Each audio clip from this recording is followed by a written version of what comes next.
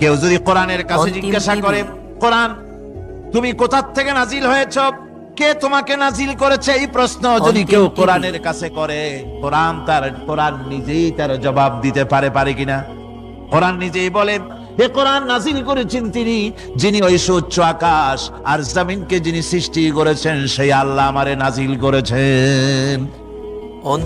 ওই যে সেই আপনার প্রাইমারি স্কুলে ভিজিট করতে গিয়েছিলেন ইন্সপেক্টর, তারপরে প্রাইমারি না হাই স্কুল ভিজিট করতে গেছে, যায়া জিজ্ঞেস করছে ছেলেরা কি পড়ছো, বল ইতিহাস। ঠিক আছে, ইতিহাস থেকেই প্রশ্ন করব, বলতো চীনের প্রাচীর কে ভেঙেছে? ছেলেরা জবাব দিচ্ছে না, তুমি বলো, কেউ বলছে না। বেঞ্চের কোনা যে ছেলেটি, সে বলছে সর্বনাশ, কেউ যখন স্বীকার করে না, এটা তো আমার মাথায় আসবে। সব শেষ ইন্সপেক্টর তাকে বলছে, তুমি বলো তো কে ভেঙেছে চীনের প্রাচীর? কয় স্যার, গ্রামে আমার দুষ্টমির যথেষ্ট বদনাম আছে, কিন্তু চীনের প্রাচীর ভাঙার মতো দুষ্কর্ম আমি করি নাই। ইন্সপেক্টর খুব রেগে গেলেন, মাস্টারের দিকে তাকালেন, এই বুঝি আপনার ইতিহাস পড়ানো? মাস্টার ইন্সপেক্টরের বিরক্তি ভরা মুখ দেখে বলছেন, স্যার রাগ করবেন না, এসব ছাত্র তো আমার, ওদের অবস্থা তো আমি জানি, আপনি আসছেন ঢাকা থেকে, আপনি জানবেন কি? আমি হলপ করে বলতে পারি আমার ক্লাসের কোন ছাত্র চীনের প্রাচীর ভাঙে নাই। ইন্সপেক্টর রাগ হইয়া চলে গেছে হেডমাস্টারের রুমে, যায় বলছে যে আমি আপনার স্কুলের গ্রান্টকে আমি নাকচ করে দেব, মঞ্জুরি আমি ক্যান্সেল করে দেব। কেন? এই অবস্থা। হেডমাস্টার বলছে, স্যার রাগ করবেন না, আপনার জন্য কিছু টাকা পয়সাও রাখছি হাদিয়া, বড় একটা চর্বিযুক্ত খাসিও জবাহ করা হয়েছে, পুকুর থেকে রুই মাছ তোলা হয়েছে। তারপরেও আমার ছাত্ররা, টিচাররা বলার পরেও যদি আপনার সন্দেহ হয়ে থাকে যে আমার ছাত্ররাই ভাঙছে, তো ওই আপনি অসন্তুষ্ট হবেন না, রাগ করবেন না। স্যার ওই প্রাচীর ভাঙতে যা খরচ লাগে আমি কিছু খরচ দেবো, তো আপনি রাগ করেন না। এখন চিন্তা করেন, স্কুলের ছাত্র থেকে শুরু করে হেডমাস্টার পর্যন্ত জ্ঞানের বহর। কোরআনে কারিমে রব্বুল আলামিন বলেন, উল্টাপাল্টা না হওয়ার কারণ শোনো, এই পৃথিবীর বুকে যত বই কিতাব আছে, যত ধর্ম পুস্তক আছে, সব পরিবর্তন হয়েছে, তারমিম তারিফ হয়ে গেছে। বাইবেলের অবস্থা তো এমন, বাইবেল সম্পর্কে বর্তমানে বলা হচ্ছে ওর ভিতরে আল্লাহর একটা ওয়ার্ডও নাই। বর্তমান বাইবেলে আল্লাহর একটা বর্ণ নাই, এত উলট পালট সর্বনাশ হয়ে গিয়েছে। এখন তারা মুসলমানদেরকে গ্রহণযোগ্য করাবার জন্য, দেখুন ষড়যন্ত্র একরকম না, হাজারো রকমের ষড়যন্ত্র। তারা তাদের বাইবেলের মধ্যে এখন লিখতেছে আয়াত নম্বর এত, আগে লিখতো পদাবলী, এত নম্বর পদ, এত নম্বর পদাবলী, এভাবে লিখতো। এখন লিখতেছে আয়াত নম্বর অত, আগে লিখতো সদা প্রভু, এখন লেখে আল্লাহ তাআলা খোদাবন্দ। আখিরাত, রিসালাত, নবুয়ত, এই সব কথাগুলি, ইসলামের মূল পরিভাষাগুলি তারা গ্রহণ করে মুসলমানদেরকে বিভ্রান্ত করার চেষ্টা করে। আমার বন্ধুগণ, সব ধর্মীয় পুস্তকগুলি যেখানে তারমিম তাহরিফ হয়ে গেল, কোরআনের কোন পরিবর্তন আজও। কোরআন নাজিল হচ্ছে, রাসূল করিম বুখারী শরীফে এসেছে, প্রতি রমজান মোবারকে হযরতে জিবরাইল আসতেন, হুজুরকে বলতেন, হুজুর আপনি তেলাওয়াত করেন, আমি শুনি, যতটুক নাজিল হয়েছে পড়েন। হুজুর পড়তেন, জিবরাইল শুনতেন, আবার জিবরাইল পড়তেন, হুজুর শুনতেন। এমনি করে করে যে বছর হুজুর ইন্তেকাল করবেন, হুজুরের জীবনের শেষ রমজান মোবারকে কোরআন নাজিল পরিপূর্ণ হয়ে গেছে। হযরত জিবরাইল বলেন, হুজুর কোরআন তো নাজিল তামাম হয়ে গিয়েছে, এবার আপনি পুরা কোরআন পড়ে আমারে শোনান। হযরতে রাসূল পুরাটা পড়ে 30 পারা পড়ে শোনায় দিলেন, জিবরাইল শুনলেন। এবার জিবরাইল বলেন, হুজুর আমি তেলাওয়াত করতেছি, আপনি শুনেন। হযরতে জিবরাইল 30 পারা পড়লেন, হুজুর শুনলেন। আবার হযরত জিবরাইল বলেন, হুজুর আবার আপনি পড়েন। হুজুর পড়লেন, জিবরাইল শুনলেন, আবার জিবরাইল পড়লেন, হুজুর শুনলেন। তার মানে হলো হুজুর যে বছর ইন্তেকাল করলেন, ওই বছরের রমজান মোবারকে হযরত জিবরাইল 2 বার পড়েছেন, হুজুর শুনেছেন, আর হুজুর 2 বার পড়েছেন, জিবরাইল শুনেছেন, যাতে করে একটা জের জবর, একটা আয়াত, একটা সেমিকোলন যেন বাদ না পড়ে যায়। কোরআন কারীম মুখস্থ করার জন্য আল্লাহ রাব্বুল আলামিন এটাকে স্থায়ী করার জন্য বাধ্যতামূলক করেছেন, নামাজের ভিতরে তেলাওয়াত করতে হবে। মানুষ নামাজের মধ্যে তেলাওয়াত করে, সওয়াবের জন্য সকালে পড়ে বিকালে পড়ে, অর্থ সহকারে বুঝে পড়ে, রাত্রে পড়ে দিনে পড়ে। পৃথিবীতে এমন একটা মুহূর্ত নাই যখন কোরআনে কারীম তেলাওয়াত হয় না। জোরে কোন সুবহানাল্লাহ। মানুষ এটাকে তেলাওয়াত করতেছে, মুখস্থ করতেছে। এই কোরআন শরীফের ভিতরে রয়েছে সবকিছু। এর মধ্যে রয়েছে ইতিহাস, এর মধ্যে আছে বিজ্ঞান, এর ভিতরে রয়েছে দর্শন, ভূতত্ত্ব, উদ্ভিদতত্ত্ব, নৃতত্ত্ব, খতত্ত্ব, জ্যোতির্বিজ্ঞান। এর ভিতরে রয়েছে মানুষের পারিবারিক নীতি, সামাজিক নীতি, চুক্তি নীতি, বন্ধি নীতি, যুদ্ধ নীতি, মানুষের যা প্রয়োজন সবকিছু এই কোরআনে কারীমের মধ্যে আল্লাহ পাক সন্নিবেশিত করে দিয়েছেন। জোরে কোন সুবহানাল্লাহি ওয়া বিহামদিহি।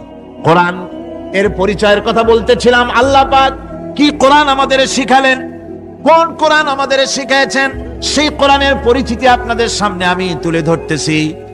আমি নিজে না, এবার কোরআন তার পরিচয় নিজেই দেবে। কোরআনের কাছে কেউ যদি প্রশ্ন করে, ও কোরআন, এই পৃথিবীতে নাজিল হওয়ার আগে তুমি কোথায় ছিলে? কেউ যদি প্রশ্ন করে, কোরআনে কারীম নিজে নিজের পরিচয় শোনায়, আমি কোথায় ছিলাম শোনো। বাল হুয়া কুরআনুম মাজিদুন ফি লাউহিম মাহফুজ।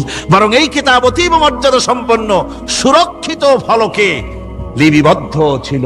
আমি ছিলাম লৌহে মাহফুজে, সেখান থেকে এসেছি। যদি কেউ প্রশ্ন করে, কোরআন কি কোরআন, তুমি কার উপরে অবতীর্ণ হয়েছ?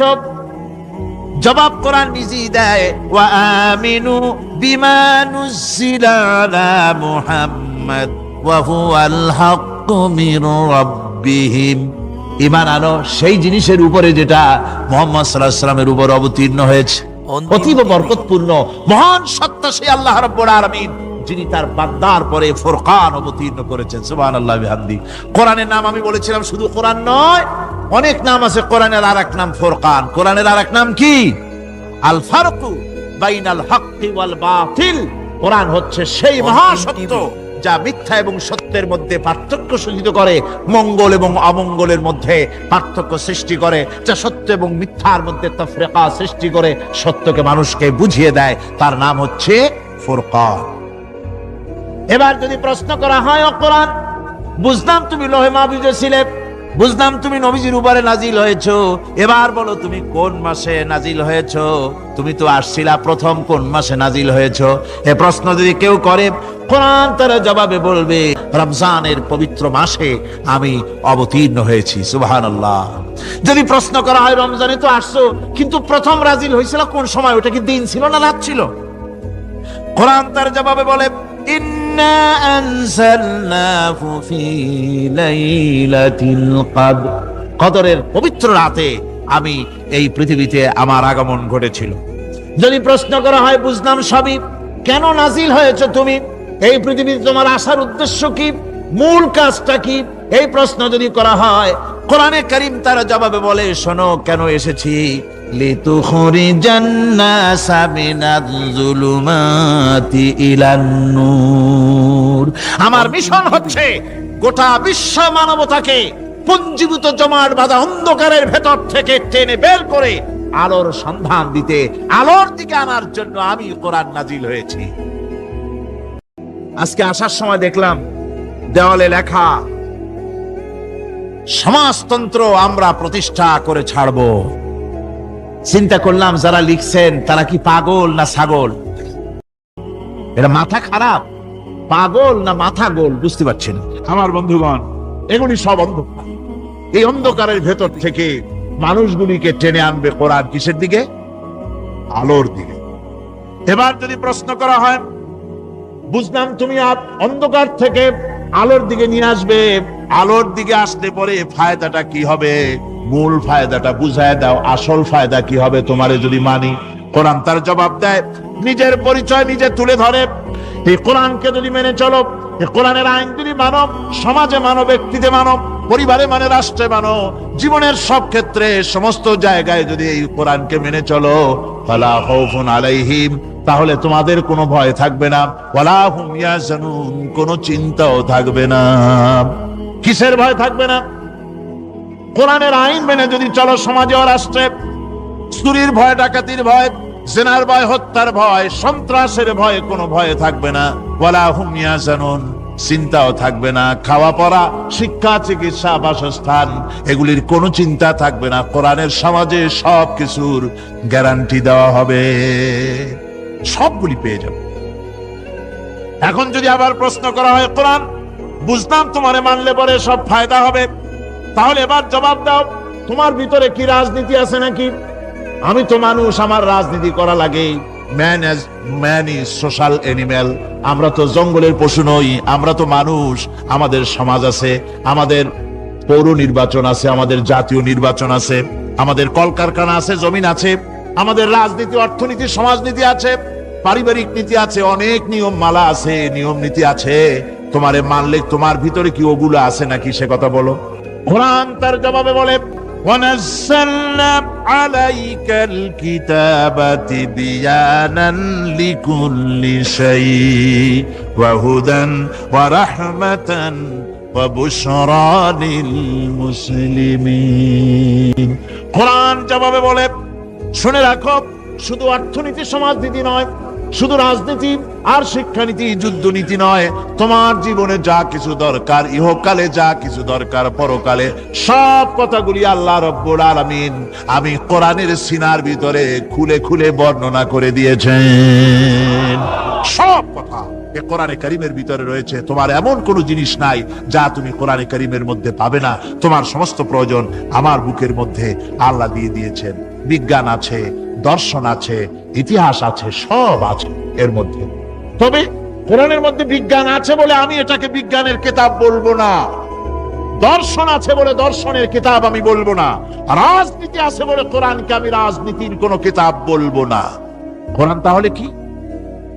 কোরআন হচ্ছে অর্থনীতি, সমাজনীতি, রাজনীতি, পারিবারিক নীতি, মানুষের জীবনের যা কিছু প্রয়োজন, সমস্ত নীতি মালার নীতি গ্রন্থের নাম হতেছে কোরআনে কারীম। সমস্ত নীতিমালার নীতি গ্রন্থ কোরআন। এখানে রয়েছে সব কিছুর উৎস, যেটা গ্রহণ করলে পরে মানুষ আরামে থাকতে পারবে। অমুসলিম নাগরিক বৃন্দ তাদের নাগরিক মর্যাদা পাবে। মুসলমান, কৃষক, নারী, চিকিৎসা, কৃষিবিদ, সাধারণ মানুষ, রং, বর্ণ, ভাষা নির্বিশেষে গোটা মানব সভ্যতা আরামে বাস করতে পারবে। পশু পাখিও আরামে থাকবে, গাছপালাও আরামে থাকবে, যেহেতু নির্দেশ হয়েছে বিনা প্রয়োজনে গাছের পাতাটিও ছিল না। ইসলামের সমাজ যদি চালু হয়, গাছেরাও আরাম পাবে, তাহারও আরাম পাবে। বিশ্বের সব বিজ্ঞানীরা হতাশ হয়ে গিয়েছে, পাগল হয়ে গেছে, কেমনে এই ওজোন স্তরের ফাটলকে রিপেয়ার করব। ওজোন স্তরটা কি? ওজোন স্তর হচ্ছে সুবহানাল্লাহ, আল্লাহর যে কত দয়া। সূর্য, সেই সূর্যের রয়েছে আলট্রা ভায়োলেট রে, যাকে বাংলায় বলা হয় অতি বেগুনি রশ্মি। যে রশ্মিটা সৃষ্টি জগতে যদি আসে আর তা যদি কোনো প্রাণীর শরীরকে টাচ করে, তাহলে সমস্ত প্রাণী ক্যান্সার হয়ে, এক্সিমা হয়ে, বিখাউস হয়ে, অ্যাজমা হয়ে সমস্ত প্রাণী মরে যাবে, কেউ বাঁচবে না। মারাত্মক রশ্মি। সেই রশ্মিটা যাতে সৃষ্টি জগৎকে টাচ করতে না পারে, সেজন্য আল্লাহ পাক একটা ওজোন স্তর তৈরি করেছেন। ওখানে এসে ওটা বাধাপ্রাপ্ত হয়, পৃথিবীর মাটিতে আসে না। যা কিছু পৃথিবীর মানুষের জন্য, পৃথিবীর জন্য কল্যাণকর, সেগুলি সূর্য থেকে আসতে থাকে। সুবহানাল্লাহ ওয়া বিহামদিহি। যেটা ক্ষতিকর সেটা আল্লাহ পাক আটকায় রাখেন। এখন সেই ওজোন স্তরে ফাটল ধরলো। কেমনে ফাটল ধরলো? ফাটল আপনি আমি ধরাইছি। আপনি বলবেন যেটা কেমন কথা, আমি তো ওইখানে যাই নাই, আমি ফাটল ধরাইলাম কেমনে? আপনি আমি ওজোন স্তরে ফাটল ধরিয়েছি, তার অর্থ এই নয় যে আপনারা গিয়ে ওখানে কুড়াল মারিয়ে ওটারে ভাঙছেন। তাহলে ওটা কি হয়েছে? কোরআনে কারীমে রব্বুল আলামিন বলেন, ওয়ামা আসাবাকুম মিন মুসিবাতিন ফাবিমা কাসাবাত আইদিকুম ওয়া ইয়াফু আন কাসীর। যত বিপদ তোমাদের উপর আরোপিত হয়, সমস্ত বিপদ তোমাদের দুই হাতের কামাই করা। কে বলছেন? আল্লাহ পাক। ওজোন স্তরে ফাটল ধরেছে, এটা বিপদ। বিশ্ব সমস্ত মানব সভ্যতা সৃষ্টি জগতের জন্য বিপদ। এই বিপদের জন্য দায়ী পৃথিবীর মানুষ। কি রকম? সেটা হচ্ছে গাড়ির পেছন থেকে যে কালো ধোঁয়া বের হয়, কল কারখানার চিমনি থেকে যে কালো ধোঁয়া বের হয়, এই কালো ধোঁয়াগুলি। এ কথাটা এই জন্য বললাম, যে কোরআনে কারীমের মধ্যে আল্লাহ রাব্বুল আলামিন সব কথা বলে দিয়েছেন, কোনো কথা বাদ রাখেন নাই। পাহাড়গুলি ভেঙে আমরা ক্ষতি করতেছি, গাছগুলি কেটে আমরা ক্ষতি করতেছি, প্রকৃতির ভারসাম্য নষ্ট করে দিচ্ছি, ফলে সমুদ্রের পানি স্ফীত হচ্ছে, ভূমিকম্প বাড়তেছে, ঘূর্ণিঝড় হচ্ছে, টর্নেডো হচ্ছে, পৃথিবী বিধ্বস্ত হয়ে যাচ্ছে, ক্লাইমেটের পরিবর্তন আসছে। আজকে পৌষ মাস, দেখেন বাংলা ভাষাকে কত মহব্বত করি। যদি বলি আজকে ডিসেম্বরের কত তারিখ, গড় গড় করে মুখস্থ হয়ে যাবে, বাংলারে খুব ভালোবাসি, মাস্টার তারিখ বলতে পারলাম না, দুঃখিত। এই হলো আমাদের ভালোবাসা। আজকে পৌষ মাসের অর্ধেকও শেষ হয়ে যাচ্ছে, অথচ মনে হচ্ছে শীত যেন তার শ্বশুর বাড়ি বেড়াতে গেছে। এই যে অবস্থা, এই অবস্থা শুধু বাংলাদেশে নয়, গোটা পৃথিবীতে ক্লাইমেটের একটা বিরাট পরিবর্তন আসতেছে, একটা বড় রকমের পরিবর্তন আসতেছে। এর কারণ হচ্ছে এই পৃথিবীর মানুষেরা নিজেরাই প্রকৃতির ভারসাম্যকে নষ্ট করে দিয়েছে।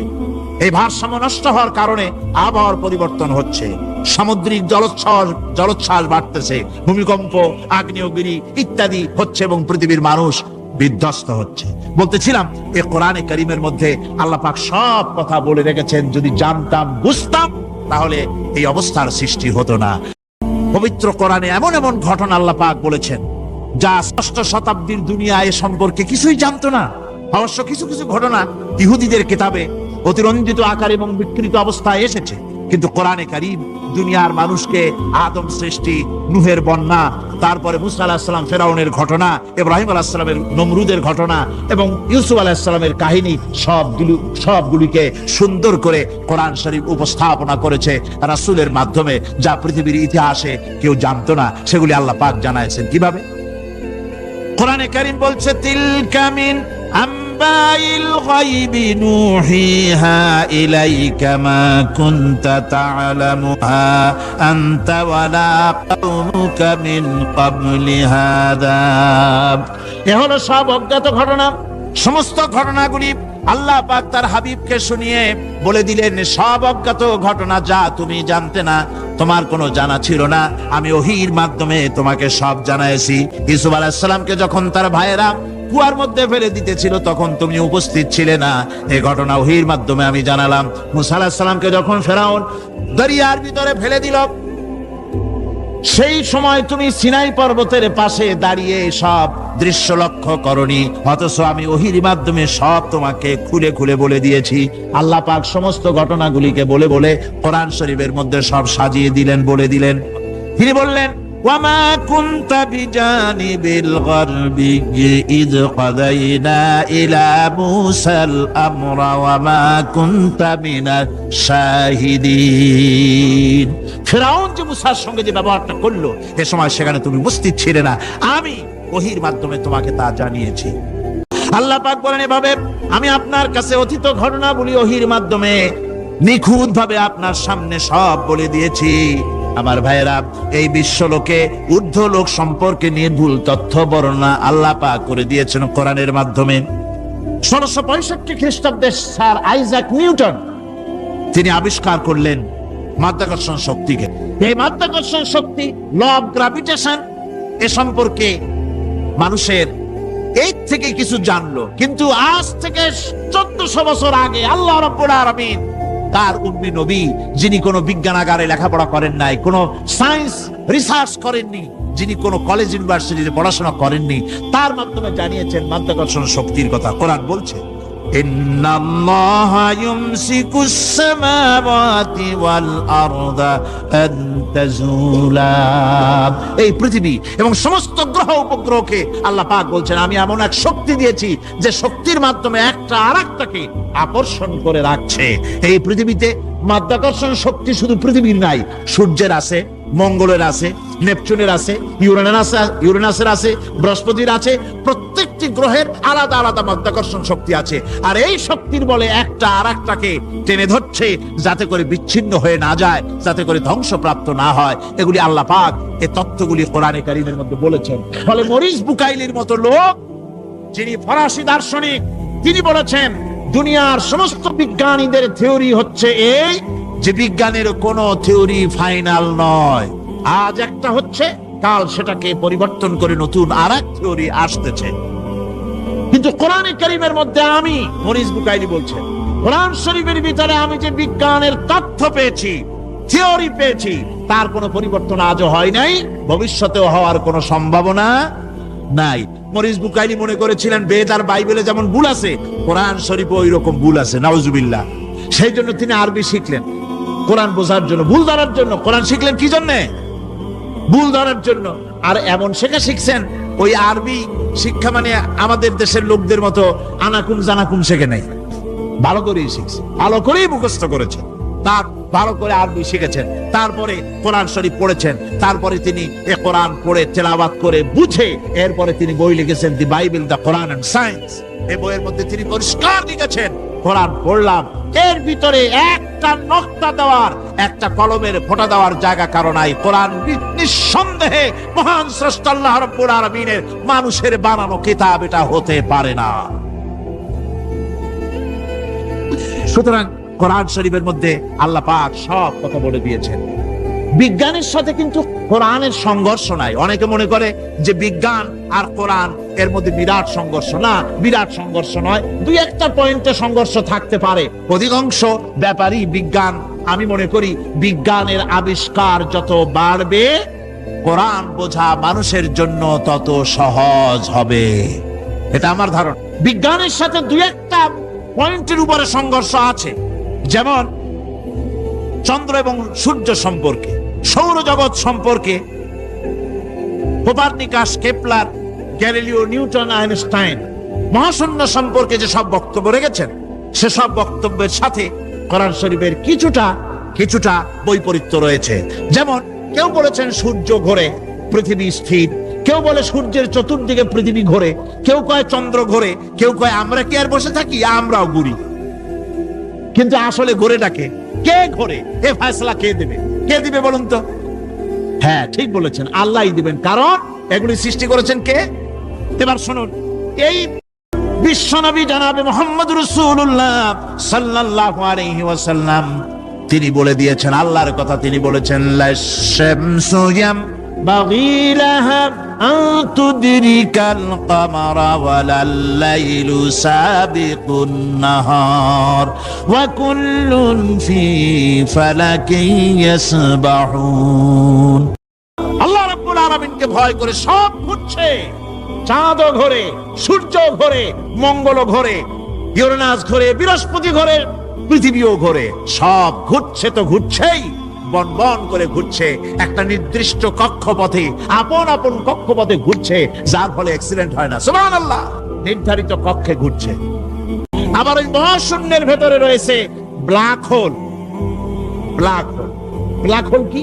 ব্ল্যাক হোল হচ্ছে একটা বিরাট অন্ধকার গহ্বর, একটা মৃত্যুকূপ। এত বড় বিরাট ব্ল্যাক হোল মহাশূন্যে আছে, বিজ্ঞানীরা হয়রান হয়ে গেছে, তার এত বড় শক্তি। সে শুধু তারা খায় না, কোন তারকা ঘুরতে ঘুরতে যদি তার কাছে এসে যায়, তারাকে খেয়ে ফেলে। কোন আলো যদি কাছে আসে, আলো শুষে নিতে নিতে আলো যার থেকে এসেছে সেটাকেও শেষ করে ফেলে। এ ধরনের একটা দারুণ আকর্ষণীয় শক্তি তার মধ্যে আল্লাহ সৃষ্টি করেছেন। একটা ব্ল্যাক হোল আছে মহাশূন্যের ভিতরে। সূর্য, চন্দ্র, গ্রহ, নক্ষত্র, যে সূর্য পৃথিবীর চাইতে 13 লক্ষ গুণ বড়, এমন 2 কোটি সূর্য খাইয়া হজম করতে পারে, এত বড় ব্ল্যাক হোল আল্লাহ তৈরি করে রেখেছেন মহাশূন্যের উপরে।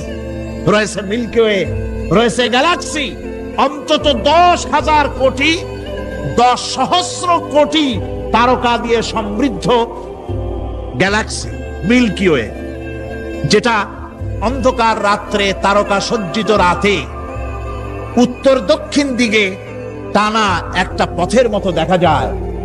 এটা হচ্ছে গ্যালাক্সি, এইটাকে বলা হয় মিল্কি ওয়ে। এটা হচ্ছে ছায়াপথ। অসংখ্য তারকা এর মধ্যে রয়েছে। কত বড় বড় তারকা, অনেক দূরে। তাই আমরা দেখি বিন্দু বিন্দু, আসলে কি বিন্দু না। কত বড় জানেন? বিজ্ঞানীরা বলেছেন দৈত্যের মতো বিরাট বিরাট তারকা আছে, যে সূর্য পৃথিবীর চাইতে 13 লক্ষ গুণ বড়। এরকমের সূর্য অন্তত 3 কোটি সূর্য খাইয়া হজম করতে পারে, এরকম অসংখ্য তারকা মিল্কি ওয়ের ভিতরে আল্লাহ সৃষ্টি করেছেন। আর মানুষ লাফায়, 4 আঙ্গুল মানুষ খালি লাভ দেয়, মোষ কতগুলো রাখা, কোন আনন্দে লাফা। কি শক্তি তোমার! মহাশূন্যের তুলনায় এই পৃথিবীর অবস্থান কি জানেন? এই জন্য যত বেশি পড়াশোনা করবেন মাথা নত হয়ে যাবে। কমিউনিস্ট হয় ছাগলেরা, বুদ্ধিমান কোনোদিন কমিউনিস্ট হয় না, কোন চিন্তাবিদ কোন বিজ্ঞানী কমিউনিস্ট হয় না। মাথা নত হয়ে যায়, আল্লাহর এই সৃষ্টি দেখে পাগল হয়ে যায়। নিঃসন্দেহে আল্লাহ আছেন, নইলে পরে এগুলি হয় কি? আমি চিন্তা করে পাই না কমিউনিস্ট হয় কেমন, কতখানি পাগল হইলে হয়। ছোট্ট একটা রুমাল দেখলে মনে করি কোন তাঁতি এটারে বানাইছে, একটা এই কি জানি কয় মাইক দেখলে মনে করি কেউ এটাকে বানাইছে, টেবিল দেখলে মনে করি কেউ বানাইছে, ফ্রিজ দেখলে মনে করি বানাইছে কেউ, একটা সুই দেখলে মনে করি কেউ এটাকে বানাইছে। আর এই বিশাল পৃথিবী, ওই বিশাল আকাশ, কমিউনিস্টরা কয় এমনি এমনি হয়েছে, কয় বোতল খায় দৈনিক আল্লাহ জানে। আমার বন্ধুগণ, মাথা নত হয়ে আসবে চিন্তা করলে কি বিশাল সৃষ্টি আল্লাহ পাকের।